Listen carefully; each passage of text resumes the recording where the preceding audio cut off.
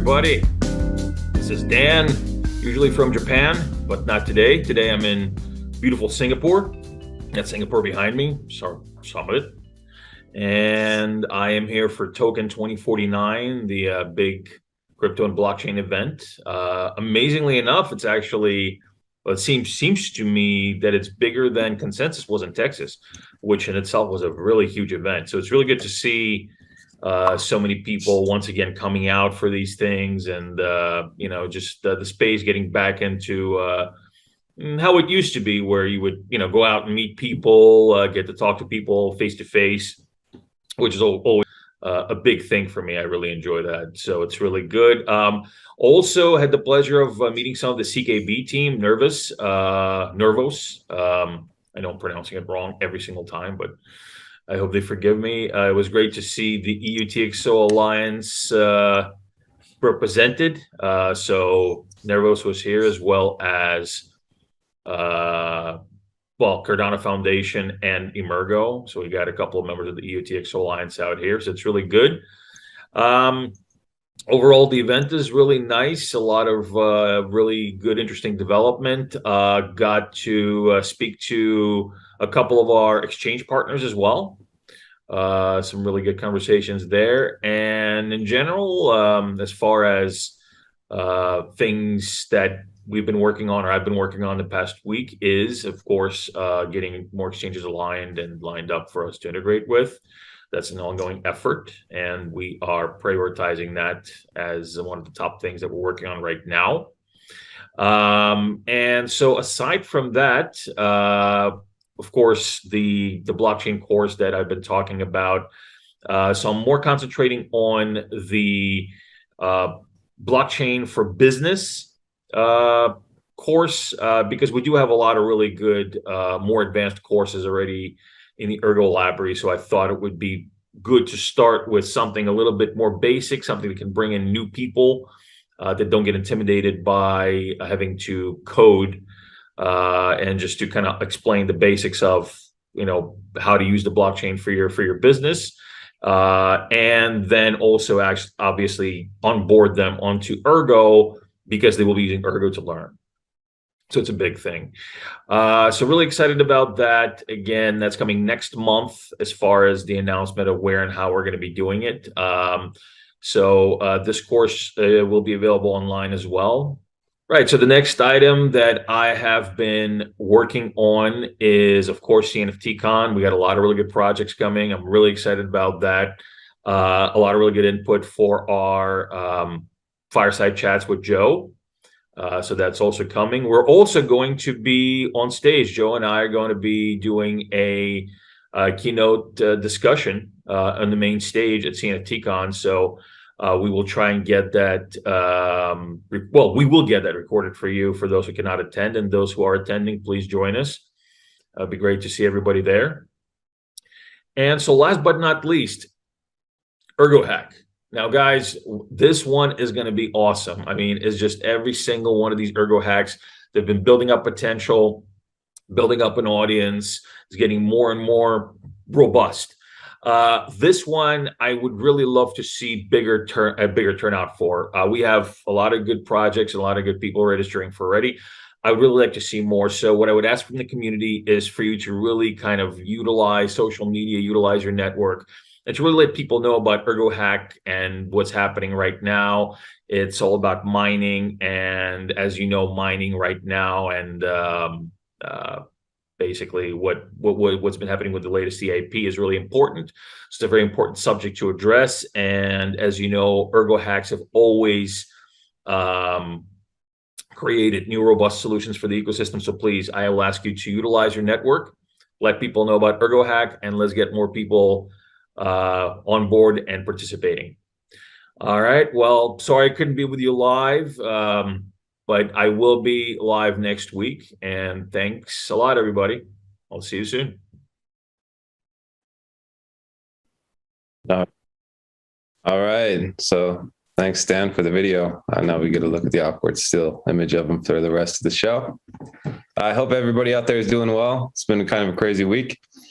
We did have the developer update yesterday, and we did have some pretty Nice news coming from the community. Those of you that don't know, the Ergo network really supports open source development and collaboration.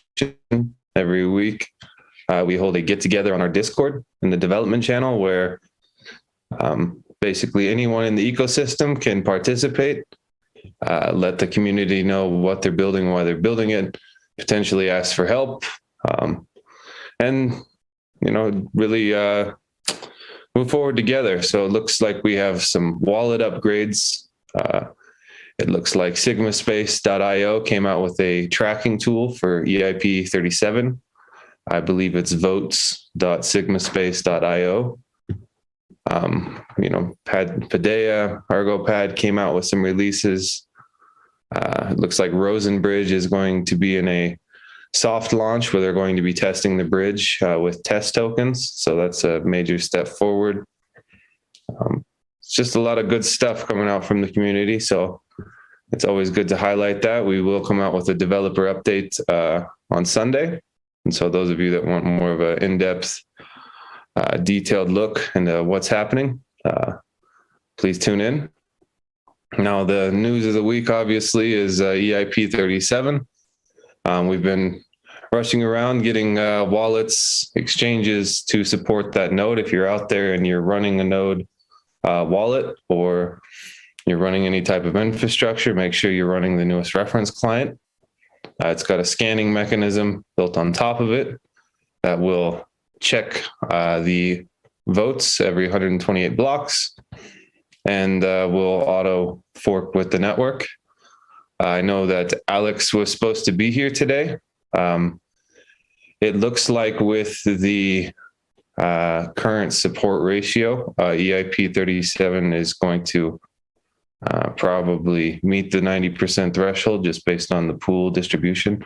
One thing that I'm really not happy about is we rugged GitBlock pretty hard. They have a lot of neat tools that they offer their miners in terms of voting, and we've really put them kind of in the last minute scramble. So I kind of have to apologize to that particular mining pool because we did interfere with their ability to really flex what they've built. And they have built some amazing tools for miners. So those of you out there that want to support that or want to help me out for feeling kind of like a dick for rugging them in terms of their showcasing their build, please mine GitBlock for me. Now, I know Alex is actually playing around with the potential for releasing a reference client to mining pools that will allow them to start voting. We have enough of the infrastructure covered with the new node with the scanner that potentially, voting could start when pools want. There is a lot of flexibility built into the Ergo network in terms of voting and governance. That's something that pools were kind of pushing him. Why do we need to wait if everything is in place? So he's doing some R&D right now. That's why he's not here today. So we'll see how that progresses. Let's get into the questions. Looks like Super B Amoeba is asking, can you explain how the difficulty change after the EIP? Well, if it passes, right? Hasn't passed yet. It's just a proposal that miners are going to be able to vote on. The short and simple thing is it's going to change the epoch length in terms of how difficulty is averaged. That's going to move from 1,024 blocks to 8 times faster, which is 128 blocks. And so what that means in simple terms is that the diff adjustment is going to be 8 times, faster. Now, there is a secondary thing that was added where every difficulty adjustment, the network is capped at 50% adjustment. So if we see any massive spikes, it'll give us a little bit of a delay in terms of the difficulty spiking as it did, coming out of the merge. There's still a ton of hardware out there that's on the sidelines. So that's a potential, risk. Obviously, you have to keep profitability in mind. and profitability right now for mining in general for GPU mining is not the greatest, and it really represents a big shift, right? There for probably the last 2 years, you had a scenario where markets supported what I would call rational mining, which is where your GPUs could basically print profits, right? A lot of things were profitable. You could mine a network and immediately cash out, right?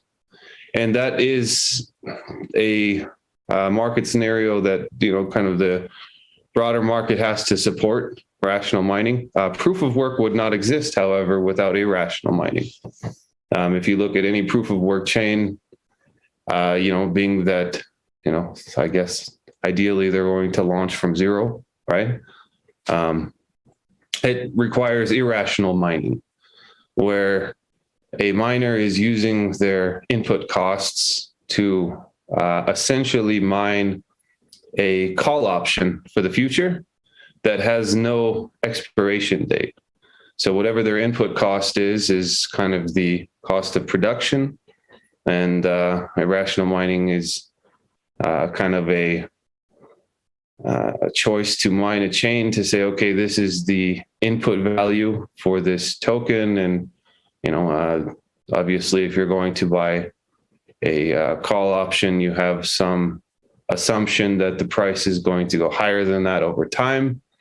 And so because there's no expiration in terms of a coin that you custody, generally miners will hold that and kind of get out once the market supports whatever their input cost was, right? That's kind of irrational mining. Some people call it spec mining. So for the most part, unless you are basically at like zero input cost for electricity and you have a lot of your hardware covered, a lot of people right now are kind of mining option contracts because exiting right now in the short term is a loss. But that's also a part of what creates the cost of production and real world value behind proof of work. So over time, if miners kind of treat irrational mining as an option contract, it tends to reduce sell pressure, and then things kind of balance, find their own equilibrium on markets. Post ETH, 90% of the 90+% of the proof of work market basically got rugged, right? And so rational miners serve short-term markets. That's just how proof of work works. And that's kind of disappeared, and it's created like a hyper competition amongst GPU coins. So that's something that we'll have to balance in time. It was a pretty hard reset for the GPU mining industry and all the miners out there, and everybody's feeling that. Now, those conditions won't change overnight because, again, that scenario has to be backed by the market itself. It's not something that a project can just hack. It generally has to do with like macro trends in the space.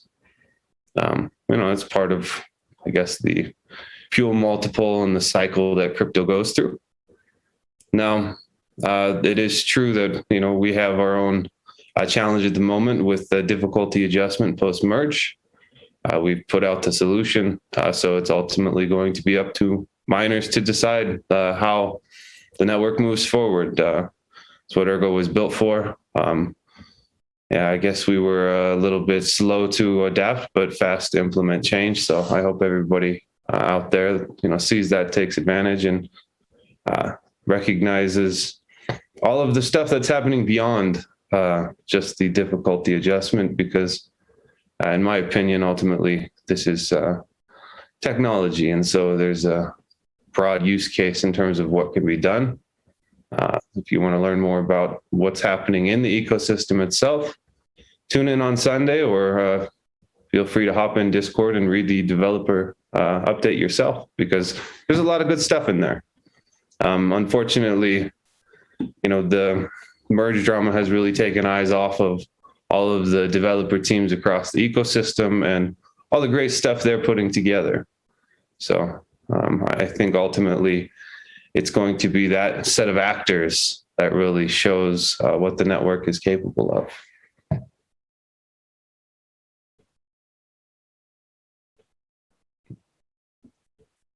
All right, next question. Oof. Looks like we have a question from Augustus Kent. Said the guap swap video was interesting. How can we make sure more people know about these amazing tools? Same applies to GetBlock. Well, that's ultimately a community effort, right? Marketing right now is, both happens from the Ergo Foundation to some degree and the community itself. I've always just kind of said that for the average person, it's very hard to explain blockchain technically sometimes, right? And oftentimes it gets into a debate of trade-offs, right? Because there are certain pros and cons to different systems, and ultimately what speaks for itself is experience, right? User experience. What can you do with it? If you can hand somebody a phone or a computer and you can kind of take them through what they can actually do with it, that's very easy for the average person to understand. So ultimately, in my opinion, the best form of marketing is simply experience, and that will come as people out there share and interact and talk about what they're doing with the Ergo network. Now, that is true that markets in general right now are not in the greatest shape in the macro sense. And that does tend to drive down engagement, right? There's not as many people active and looking into the space as there was, say, a year ago, but that tends to act as a trend. So I think the best thing we can do now is continue to build, continue to improve the user experience. And we have some interesting developments coming, when in terms of potential changes in marketing and neat things on the way. Pay attention to Twitter. You'll see some nice things there coming soon.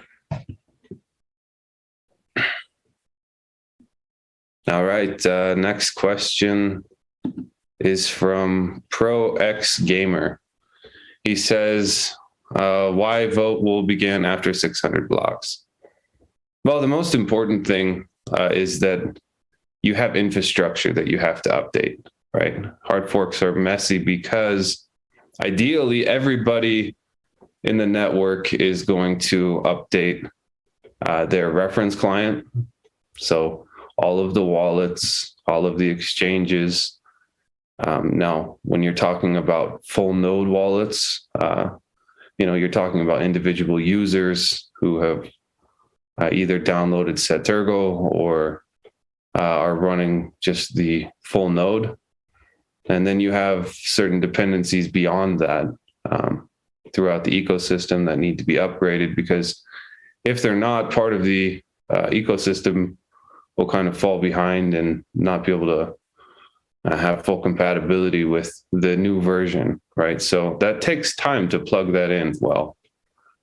As I said earlier, currently, Alex is exploring the potential of creating a reference client for mining pools that would allow them to start voting. I think he's already figured out that that's possible and was pretty excited that we have that level of flexibility, because as everyone updates to the new reference client, it's got a scanner kind of boat tracker on top of it, but he's got to assemble that. So I imagine that's something he's playing with right now. It's like 7:22 in the morning, so I haven't exactly caught up with him with the latest and greatest that's going on, but that tends to be the game. I wake up 6 hours behind, something like that. So after this, I'll dig through and I'll have a better idea. Next question is from Windy Moon. She's asking, what do you think would happen if a mining farm wanted to try to game the difficulty system post EIP 37? How would that turn out? Well, we'll have to see. The truth is, every difficulty adjustment algorithm I've looked at has trade-offs, right? And I think one thing that the Ergo Foundation can do and should support, and I will push for, is a grant for research and development around different difficulty adjustment algorithms that are out in the wild. There are some interesting things from Bitcoin Cash. I know Darkcoin or Dash, had the dark wave gravity that, a couple of different projects have pulled in, which is interesting. So I think, it's certainly something that we should look at and build for in the event that we do have some strategy that, kind of creates a disadvantage for, let's say, irrational miners or loyal miners on the Ergo network. I think that all the miners out there would love a fair shake. And that's something that's, in my opinion, there's actually kind of a shortage of research in that particular area. I was kind of reading a few papers while we were going through this issue and implementing the new solution and looking at how different blockchains have adapted to that. So I think having a grant, a working group, having another solution is a great idea in terms of planning ahead so we don't repeat the same mistake of the past. Now it will be a lot more performant, right? 8 times faster is going to help a lot in having that cap in terms of the adjustment is also going to kind of provide a buffer. But the reality is, if you look at these type of systems, if someone can game the system, I would call that rational, right? That's a rational choice if you can do that. So we need to try to build a system where the rational choice ideally is fair. And this is certainly an improvement in terms of the performance and the responsiveness of it, but there may be a situation where more work is needed in the future, and it's best to be prepared for that if that reality does come about. So I don't think that'll be too difficult to get consensus and support for in the Ergo Foundation. So I'll let everybody know as that develops.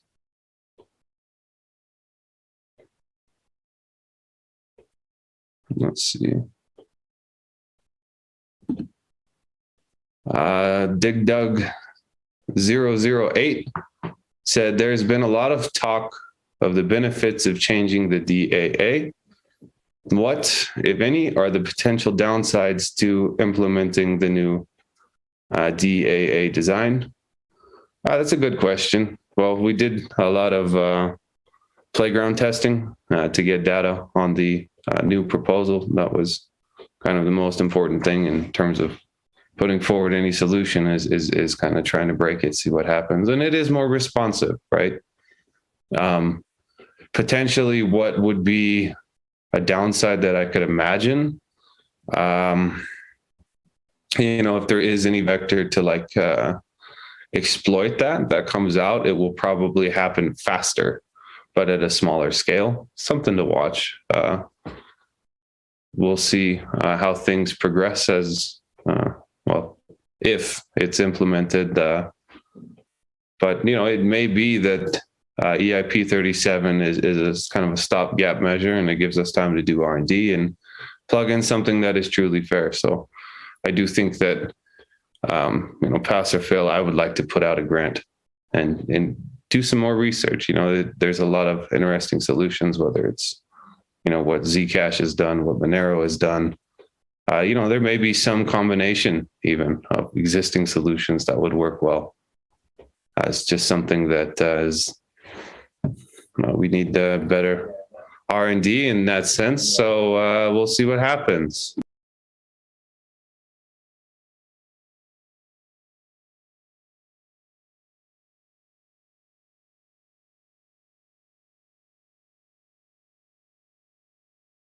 Okay, looks like the next question, now that Rosenbridge is about to go live, how will that affect the Ergo ecosystem from a non-developer viewpoint? What kind of things can we expect from it as Ergo users? Well, the first thing to note is it is in a kind of a light implementation where, you know, it's not fully live, it's live for testing, right? But what does a bridge do is it creates access to new external markets. So let's say the first blockchain that we have a bridge point to is going to be Cardano. One thing that Cardano has is a variety of DEXs. So potentially a user that has a bunch of Ergo could bridge into Cardano and create different DEX pairs with Ergo involved. In that you also have a variety of protocols that are being built out. I do know that you know, they had a successful fork with Vassal, and so you may have certain lending protocols that are coming out.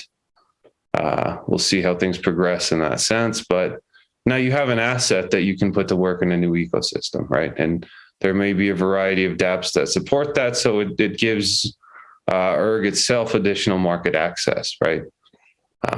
And as Rosen builds into multiple ecosystems, you know, you have external access, right?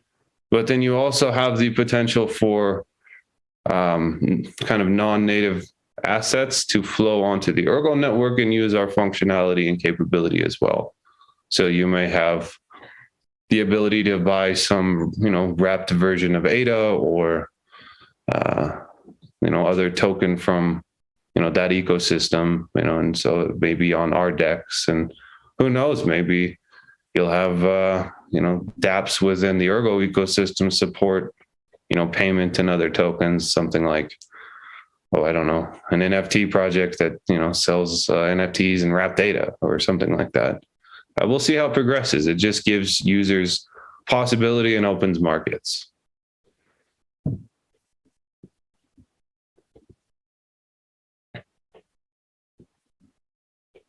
All right. Windy Moon says Night Owl Casino could bring a lot of new users to Ergo. Does Ergo Foundation need to be careful when promoting and endorsing it? Well, the one thing that the Ergo Foundation will always promote and always endorse is open source code, right? And so if we produce, you know, a system that supports programmability and someone comes and they build open source code, yeah, we will talk about that because what they build is reusable. Anybody can benefit from it, and it helps our network as a whole. It helps developers that want to build, and I think it's a net positive. Now, in terms of encouraging use, and I say everybody manage your risk and follow, you know, things at your own discretion, right? You have to take responsibility for yourself, your life, your choices. That is kind of the point of self-custody of an asset, right? So I don't think that I can tell people like definitely use it. They just need to make their own decision. But in terms of like the back end side, absolutely, I'm going to talk about open source code because that's how things should be built. Period.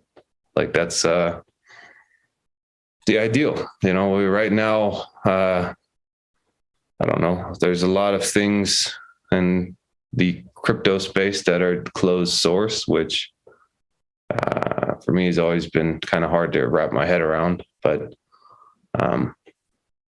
yeah, having that open source code creates a certain clarity. It creates community feedback and community audit.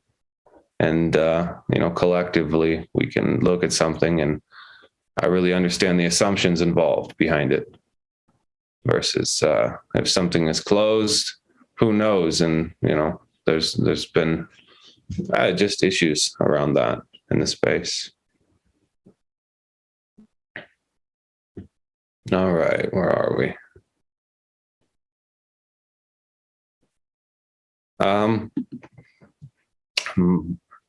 Momin Moses is asking, is it wise to mine ERG in a GTX 3060 laptop? Or will we fry our laptop trying to mine 24/7? Well, yeah, you have heat that you have to potentially be aware of. Autolicos as an algorithm, certainly is a lot more friendly than some other ones out there. But if you look at how miners will build mining rigs, a huge part of the design and engineering has to do with basically running your cards at the proper temperature and keeping the ambient temperature around in a suitable zone. That way you don't overstress your equipment and you promote longevity, right? And a laptop is a sealed case, basically. It's not really designed well for dispersing heat. So in the long term, I would be reluctant to tell someone to mine 24/7. If it were a spare laptop or something that, potentially you don't mind taking the stress of, you got to make your own choice, right? But if it's something that, you have one laptop and you use it for a variety of different things in life, I would proceed with caution there. Short term, it won't do anything, but if you leave it on 24/7 and you don't have a mechanism to disperse the heat, it's just wear and tear. And I don't know if that's ideal, but you got to make your own choices in life.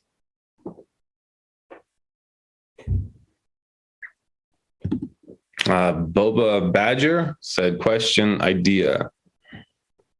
Is it possible to put together an event in the future calling for UI design, using current wallet devs work and recruiting designers, improving mobile wallet ecosystem accessibility?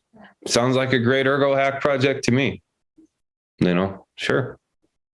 I think that any ErgoHack is going to benefit from improved UIs because, miners use UIs. If you look at the minting aspect, there's a UI involved. So it's a great idea. If you look at one thing that's kind of coming out this week or in development on the back end is something called Ergo Team, which is like a joint tool DAO management, similar to what Paideia is putting together. And honestly, since everybody needs a UI, if you want to create some sort of DAO that works with dApps or applications on the ecosystem, there's a use case for that, right? Every project that I know of has to hire someone to handle their front end. It would be pretty nice to have that collectively white glove to where if I started a dApp, I could hire a DAO that has experience in the ecosystem and could plug in a UI. It's a great idea.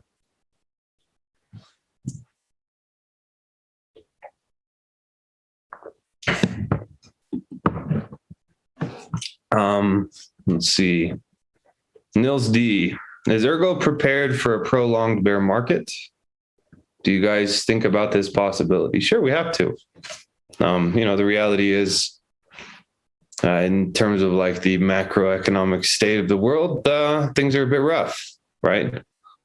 I think looking at not only like FX changes in the last week, currencies have been, pretty volatile.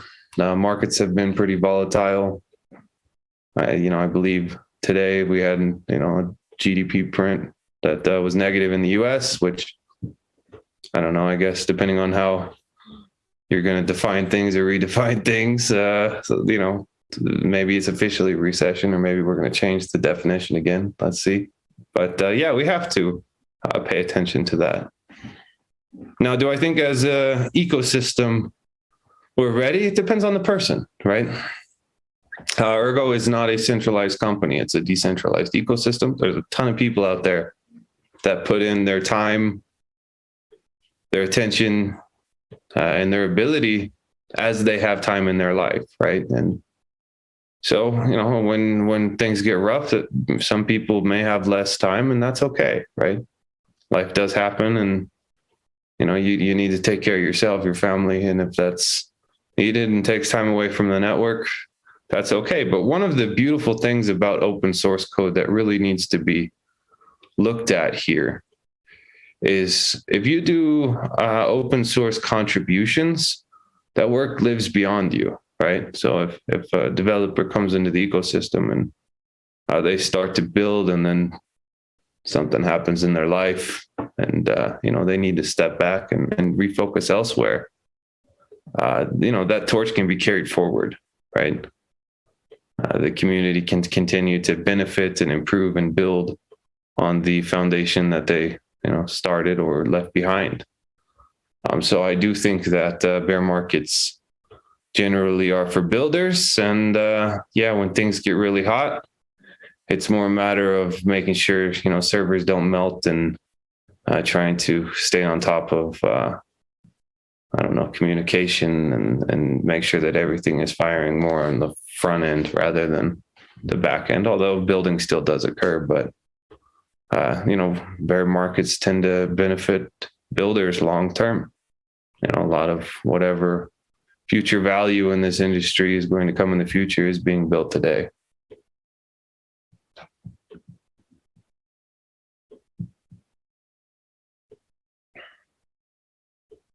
All right.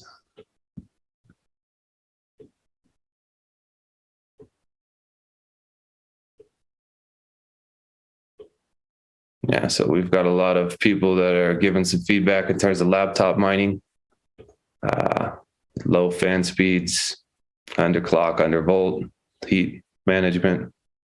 If you want to do it, that's the way forward. But you got to make sure that your hardware can handle the stress, and that you can handle the stress if your hardware has an issue, right? I think ultimately the second one is probably the most important. All right. We have a comment from Tech Fabi, said you guys are great. The project is great. This will get fixed quickly, and FUD will go away. All the fundamentals that we've been praising over the years are still the same. Yeah, we have a solution in place. It's rough mining conditions for everybody post-merge, to be honest. I think that, having a little bit of salt in the wounds in terms of our difficulty adjustment having an issue didn't help. But one thing I have a certain confidence in, looking at just history in terms of crypto, is that things move on, and the net attention span sometimes is really short in this industry, to where, once new difficulty adjustment is plugged in, if it is, once the network balances, people will move forward. There may be some people out there that, will save it in some kind of list where they have a grudge or something and pull it up in the future. But that's life. Everybody, I think, recognizes hindsight is 2020. Things could have been handled differently or better. The real question is, okay, you hit an obstacle, in your life, or, in business or whatever. How do you move through it? And what do you learn? I think those two things ultimately reflect growth over time. And, looking back, are things we could have learned, and looking at the present, there's definitely lessons that I think we can carry forward as a network. I think probably the most important has to do with activity and participation, in terms of probably like the forum or Discord are really starting discussions. I would say there's always a challenge in life between listening and hearing, right? Sometimes it's easy to listen, hard to hear. So there are things we can learn and move forward, and, give it some time. Drama subsides and back to work, right?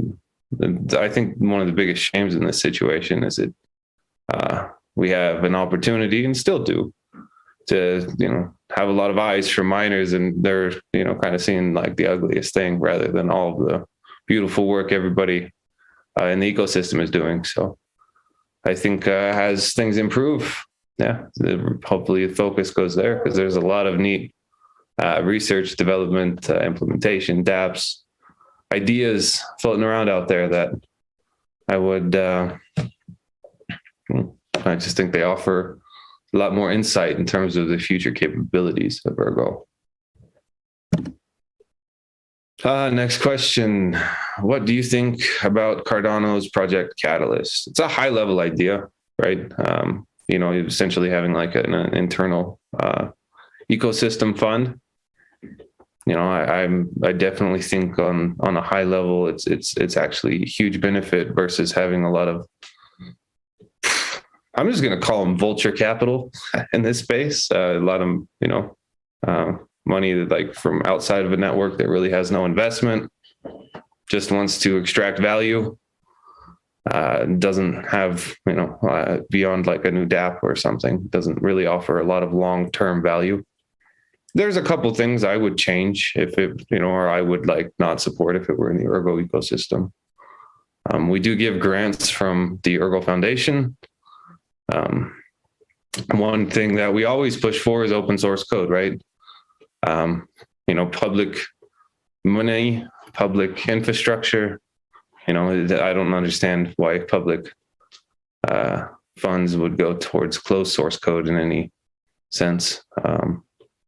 So I'd say that'd probably be like the one thing I didn't design it, so I can't like say it's positive, negative. I don't understand why, but I don't need to, right?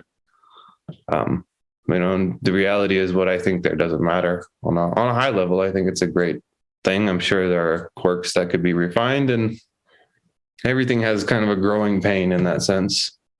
But as a like high level conceptual idea, I think it's great. It's certainly a step forward versus, you know, having development money come from people that do not care about the network and just want to get a favorable token allocation and a nice unlock period and dump on the ecosystem.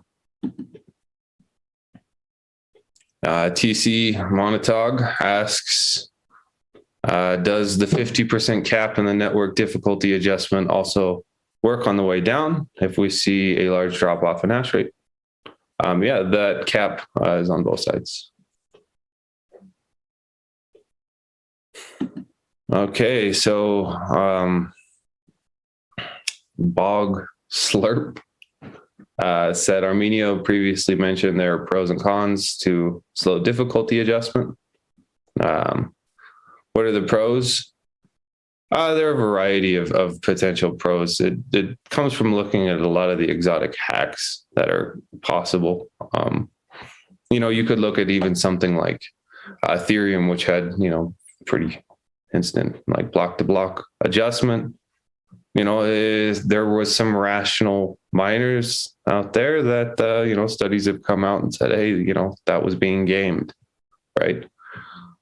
So there's a variety of different potential, you know, hacks, or, you know, I guess not hacks, but attacks, way to exploit difficulty adjustments on both sides. It's not always a perfect solution. I haven't seen one. You know, looking at, there's a paper that came out in 2020 that was breaking down different difficulty adjustment algorithms and what their trade-offs were. I was reading that, I think, last week, but still like 7:47 in the morning. So anybody out there, I know it came out in 2020. Can't remember the exact name of it even right now. All right.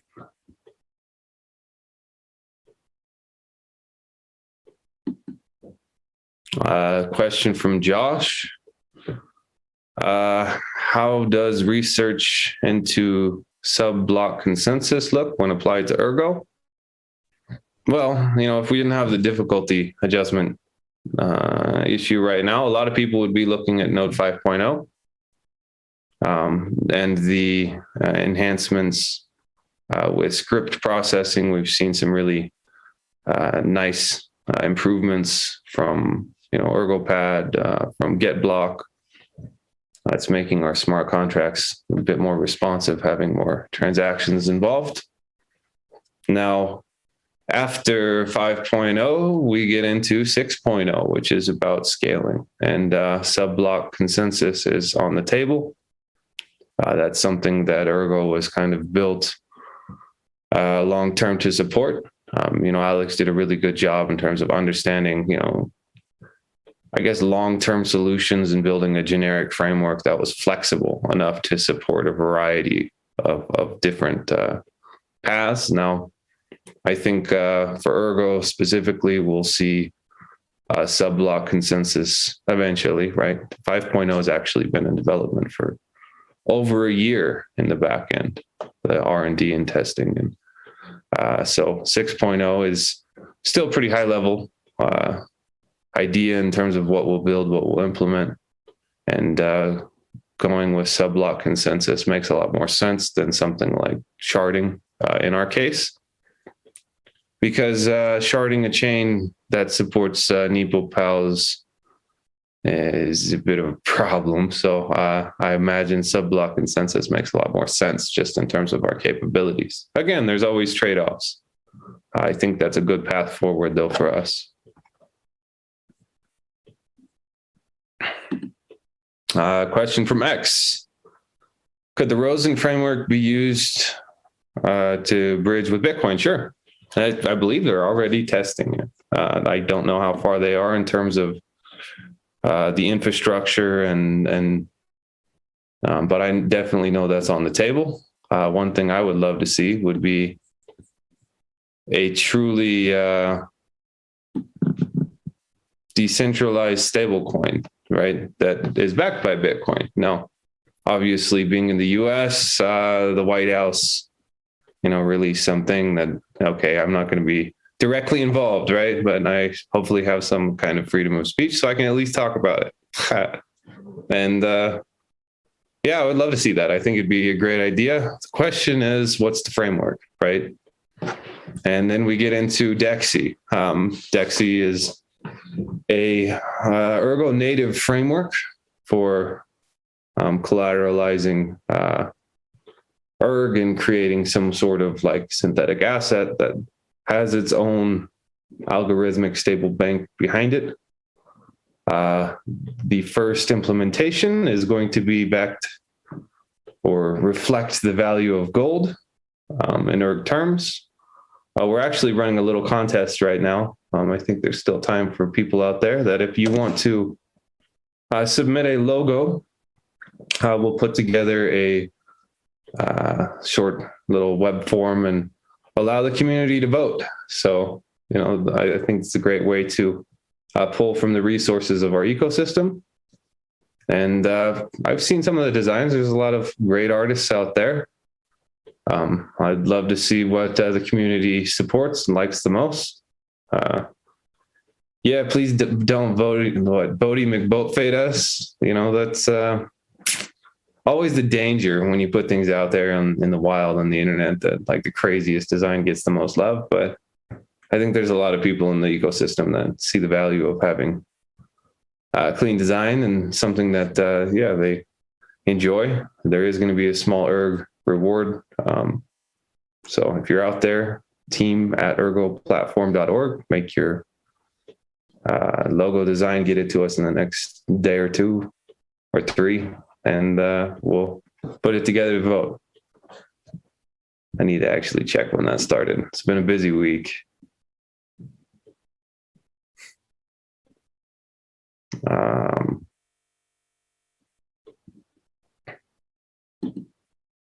Alex BL100 said, here's an idea.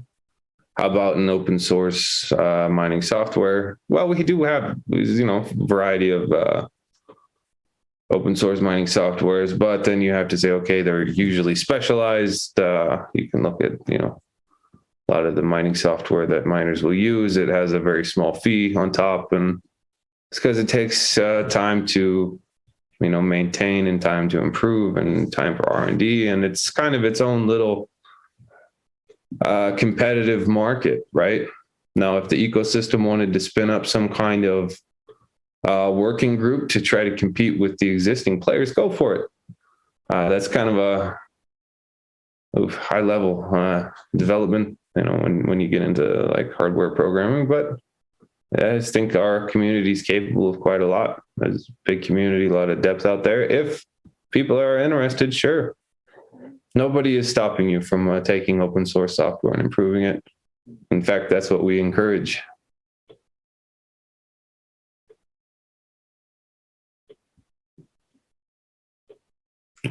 Sure. Papa Pirate said, what about listing on Binance? It would be great to list on Binance. Now, you know, a lot of exchanges out there will say, oh, we don't have list fees. And the reality is the quickest way to cure a disease in this world is change the name, right? So I'm sure they don't have list fees, but in terms of like the cost of listing, probably a different name, right? Now, what is the exact cost of that? I can't disclose that. I'm always under NDA, but that's one thing in the industry that just irritates the hell out of me is that, yeah, it's like bad advertising, in my opinion. So general users then say, oh, they don't have list fees. Well, yeah, because they changed the fucking name. Anyway, moving on. Wendy Moon, in regards to open source, how reliant are we on GitHub and its database? Can we have some sort of decentralized backup to GitHub? Yeah, absolutely. I think that's a great idea. Looking at the Tornado Cash situation, I certainly think everybody in the industry should look for potential alternatives because, well, that was shots fired, right? They kind of pulled open code. You know, I guess open source developer got arrested. So yeah, we definitely should have backup because that's a major dependency in our industry. I know there are existing solutions, but they're not quite as developed or performant as GitHub. And I know that there are a lot of people in our ecosystem that have brought this up on a developer level. Having a database as a replacement would benefit everybody. It just would. It's a great idea. Let's see. Tudin Ymir said, I think Dan drank too much coffee. Yeah, it's weird looking over and seeing Dan in that frozen face position, just staring at me this whole time.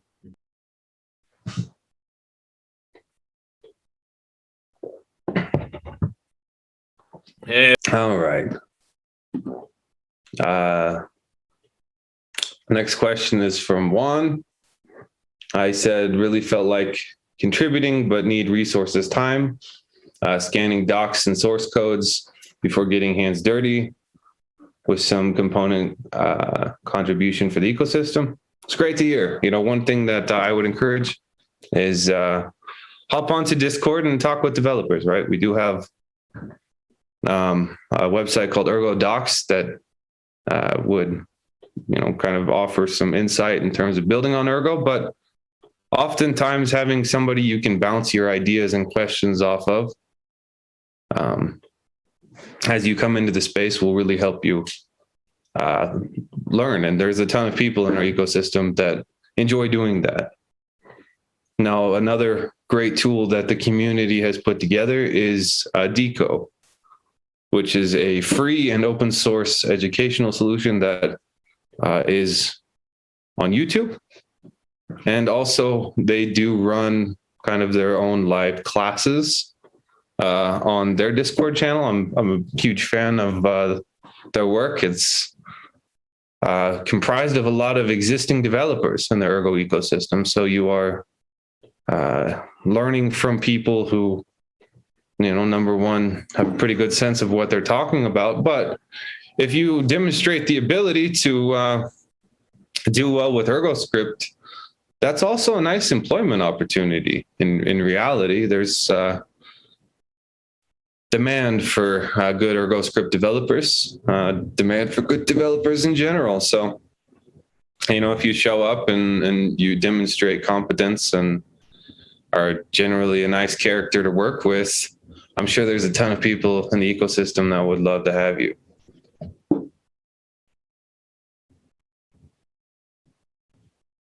Let's see. Kushti Crypto, does Ergo have a hard fork combinator to make changes smoother in the future? Yeah, to some degree. It's not as like developed as the Cardano combinator, but Ergo's tried to avoid hard forks, right?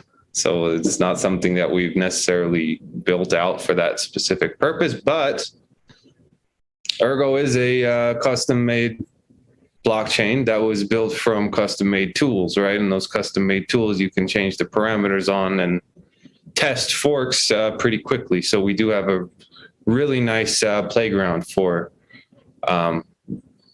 taking changes and kind of spinning up test versions, right? That is something that I would say we are actually quite developed in. And one nice thing is we do have the developer that built the tool that built the chain, right? So that gives us another huge advantage that it's all made in-house rather than like some external tool that we would use.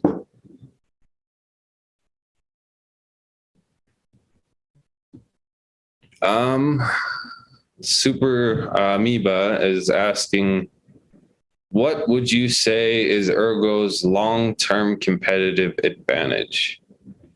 That's a good question. I do think that GPU mineable proof of work has an advantage in terms of censorship resistance.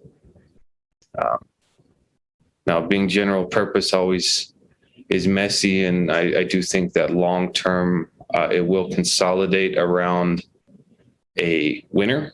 ETH was the winner, but they abandoned that for proof of stake, which is their own path to deal with, not mine.